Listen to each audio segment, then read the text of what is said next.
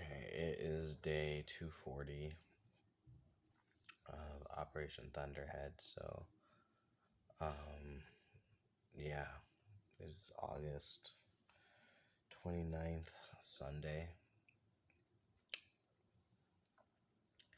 Pretty sure it's day 240. Um, it's 240 or 241. I'll have to check. But yeah, I am looking at my journal right now, and I am not gonna lie. I don't know, just feeling really sad. Just feel a lot of pressure, you know.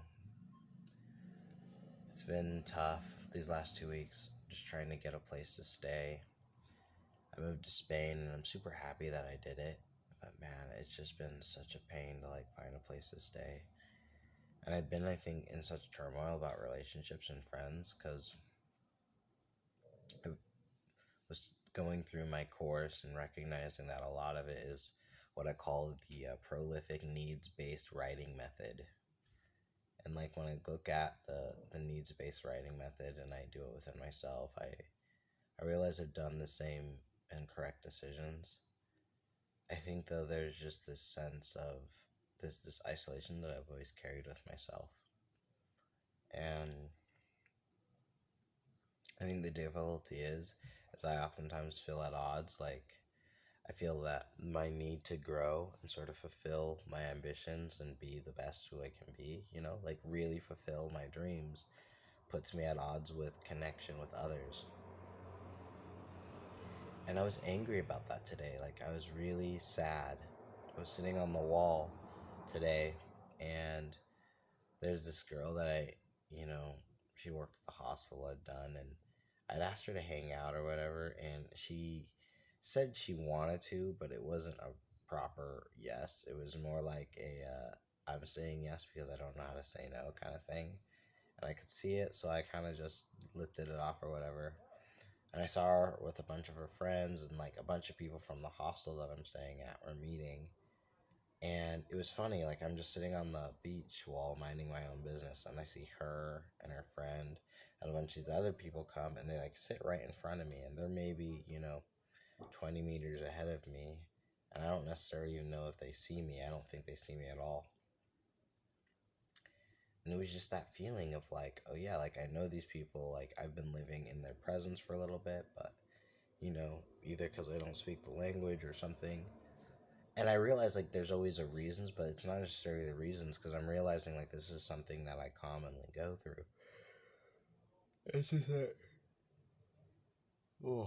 that feeling of lack of belonging, and I realize belonging is never really gonna happen, no matter where I go. That feeling, that whole feeling like I belong is always gonna kind of persist with me until I kind of build that place and I can sort of invite people into it, because that's the vision I saw for myself, and I recognize that now, especially. I see that, no, I need to build when I'm trying to do that. And I have people who love and care about me and who appreciate me. I just don't always feel that sometimes. It's the difficult thing, because oftentimes they're far away, and a lot of my relationships, sad to say, positive or not, are coming through this apparatus, this device. And even though I don't like to necessarily use my phone as a focal point for that, that has been the reality of what a lot of my relationships have been. A lot of phone calls, it's just how it is, right? Everyone's busy living their own lives, and when you don't really have a life that you're building with anyone, and you don't have a strong family, and I don't know, there's not really much you're building with anybody else outside of the occasional visit. Everything kind of just feels, I don't know if fleeting is the right word, uncertain. Not uncertain necessarily in the truth of it, but maybe uncertain in its occurrence. And when you don't know the next time you're gonna eat, or you're gonna have a friend tell you, I care about you. Sometimes, your mood becomes precarious. I know mine does. I'm tired.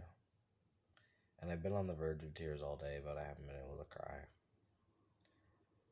And yeah, I'm just making this video. I'm going to post it because I've been needing to post one. And there's a couple other videos that I'm going to post as well.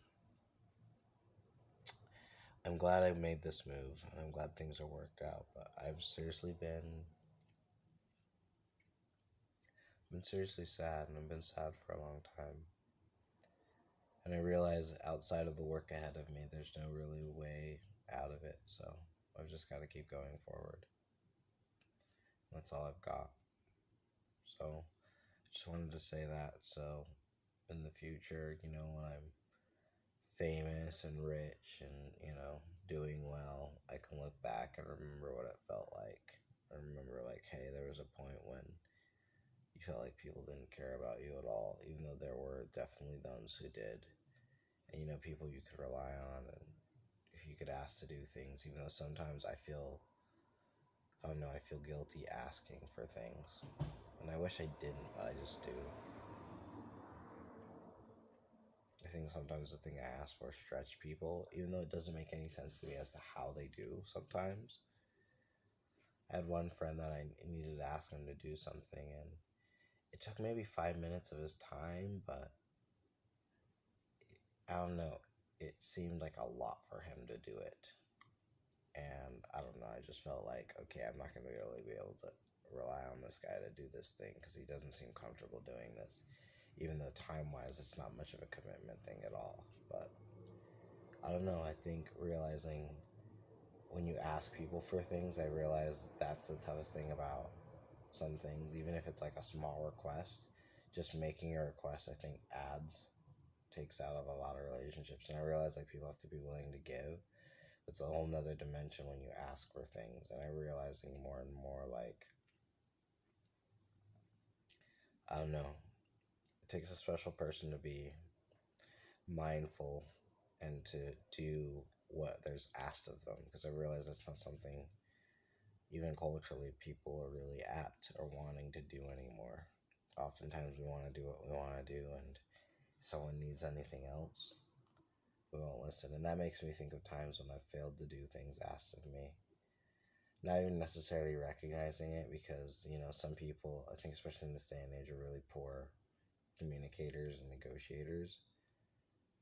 However, more and more I'm starting to see that, okay, even though this person cannot articulate what they're thinking or feeling or what they want, if I'm able to understand it and I'm unwilling, maybe there's an issue that I need to work on. So that's something that I'm going to do better at.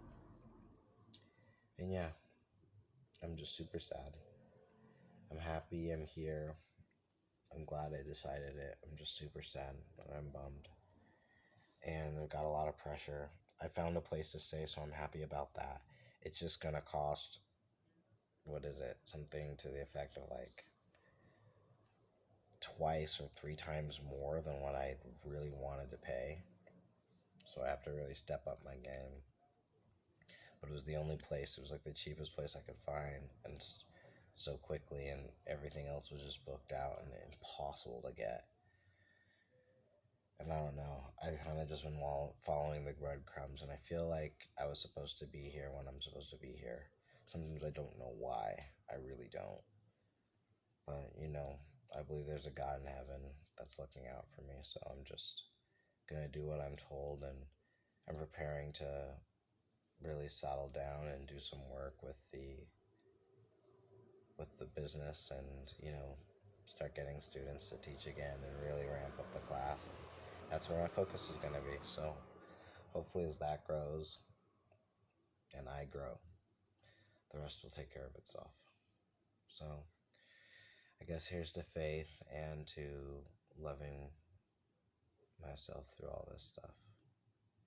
And I guess I just want to say, for anyone else out there who's struggling or feeling isolated or lonely, or like they might resent their ambition, don't. Remember, the world needs our brilliance. We just gotta figure out a way to harness it. And eventually, things will come back. Good things come to those who wait, they say. So here's to waiting.